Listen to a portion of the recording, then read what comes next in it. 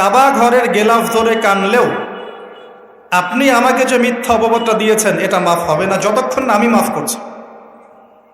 কথা কি বুঝতে পারছেন? মনে করেন আপনি আমাকে মিথ্যা একটা অপবাদ দিয়েছেন এবং ধুয়ে রেখে দিয়েছেন একদম মিথ্যা অপবাদ দিয়ে। যতক্ষণ আমি আপনাকে মাফ না করছি, কাবা ঘরে গিয়ে গেলাফ ধরে কান্নাকাটি করলেও এই পাপ মাফ হবে না ইনশাআল্লাহ। এই অবস্থায় মৌত হলে কি হবে? পরকালে দেখবেন আমি দাঁড়িয়ে আছি আপনার জন্য, আপনার হিসেব হচ্ছে, হিসেব শেষ। আপনি সালাত, সওম, হজ জাকাতে নেকি নিয়ে উঠেছেন, কিন্তু দেখছেন আমি দাঁড়িয়ে আছি, আমার মতো আরো 10 জন দাঁড়িয়ে আছে। ওই 10 জনকে আপনি গালি দিয়েছিলেন, অপবাদ দিয়েছিলেন, তাদের গীবত করেছিলেন, তাদের সম্পদ বা সম্মানের হানি করেছিলেন। এখন কিয়ামতের মাঠে আপনার নেকি দিয়ে এই ঋণ শোধ করতে হবে, অন্য কোনো অপশন নাই। আর যদি নেকি শেষ হয়ে যায় তখন কি হবে? তখন আমার আমলনামা থেকে কিছু গুনাহ আপনাকে নিতে হবে। আল্লাহ পাক ন্যায় বিচারক। আল্লাহ পাক শুধু গফুর রহিম নন, আল্লাহ পাক শুধু পরম করুণাময় অসীম দয়ালুই নন, বরং তিনি হচ্ছেন ন্যায় বিচারক। ন্যায় বিচারক। একজন ধর্ষক যদি বলে যে আল্লাহ পাক তো গফুর রহিম, আল্লাহ আমাকে মাফ করে দিতে পারেন, তাহলে যাকে ধর্ষণ করলো সে তার উপর জুলুম হবে না? আল্লাহ পাক যদি ধর্ষককে মাফ করে দেন, তাহলে যাকে ধর্ষণ করা হয়েছে ওর প্রতি জুলুম হবে না? কথা বুঝতে পারছেন না?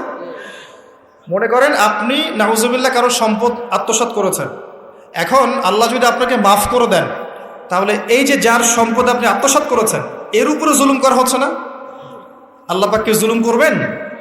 এক জাররা পরিমাণ করবেন না। কিয়ামতের মাঠে নেকি দিয়ে তার এই ঋণ শোধ করতে হবে, অথবা তার গোনা আপনার কাঁধে নিয়ে জাহান্নামের পথে যেতেও হতে পারে। আল্লাহ পাক হেফাজত করবে।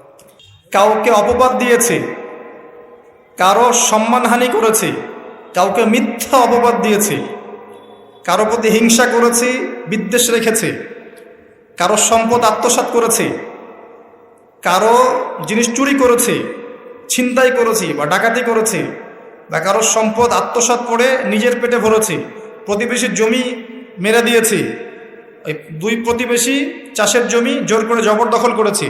এক কথায় মানুষের সম্মান, জান মালের সাথে জড়িত যে পাপ, এই পাপ আল্লাহর কাছে মাফ হবে না। তাকওয়া কি জিনিস? আল্লাহ ভীতি। নবী সাল্লাল্লাহু আলাইহি ওয়াসাল্লাম বলছেন, আত-তাকওয়া হাহুনা। তাকওয়া হচ্ছে কলিজার মধ্যে, কলবের মধ্যে। আমার দাড়ি, টুপি, জুব্বা, পাগড়ি থাকতে পারে, কিন্তু আমার কলবে কতটুকু তাকওয়া আছে এটা আল্লাহ ছাড়া কেউ জানেন না। তাকওয়া সম্পূর্ণ আল্লাহ জানেন একজন ব্যক্তির মধ্যে কতটুকু তাকওয়া আছে।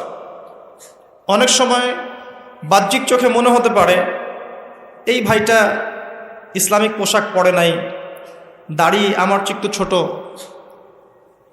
চলাফেরা কেমন জানি, সুন্নতি পোশাক নাই, ওঠা বসা চলাফেরা কেমন মনে হচ্ছে। কিন্তু কে জানে যে তার মনের মধ্যে এমন তাকওয়া থাকতে পারে যার কারণে সে আমার চেয়ে বেশি সম্মানিত হতে পারে না? আবার অনেক সময় মনে হতে পারে যে আমি এইসব চেয়ারে বসে আছি, বড় বড় ওয়াজ করছি, নসিহত করছি, অনেক বড় বড় কথা বলছি, কোরআন এবং সুন্নাহর সামাজিক কথা বলছি, পলিটিক্যাল কথা বলছি, কোরআন সুন্নাহ থেকে কথা বলছি, দেখে মনে হচ্ছে আমার পুরো দেহটা তাকওয়ায় ভরপুর। এমন হতেও পারে যে আমার চেয়ে আপনার তাকওয়া বেশি আছে। কে জানে এটা?